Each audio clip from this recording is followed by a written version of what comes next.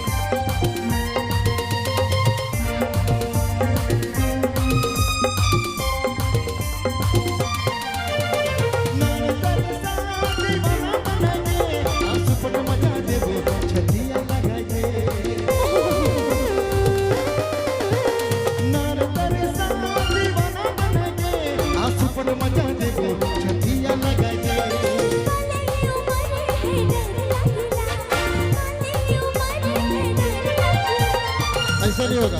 एक बार जोरदार ताली बजाएंगे आप लोग। ऐसे नहीं, दोनों हाथों को ऊपर उठाइए और कलाकारों के लिए ताली बजाइए। लहंगा ऊपर सितारा चमके रे, चोली तोर लाग मारेला। गोरी रे बोल रे गोरी रे बोलना आना बोलना नहीं आना। गोरी रे तुर जवानी दीवाना करेला। गोरी रे तुर जवानी दीवाना करेला। गोरी रे तुर जवानी दीवाना करेला। गोरी रे तुर जवानी दीवाना करेला। लहंगा ऊपर सितारा चमके रे, लहंगा ऊपर सितारा चमके रे, चोली तुर लाग मारेला।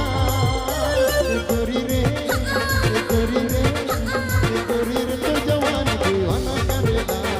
गोरी रे तुर जवानी दीवाना करेला। गोरी रे तुर जवानी दीवाना करेला।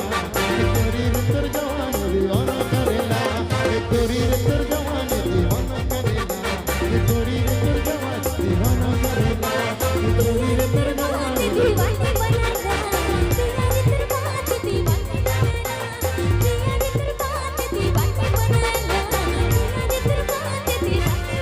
गोरी रे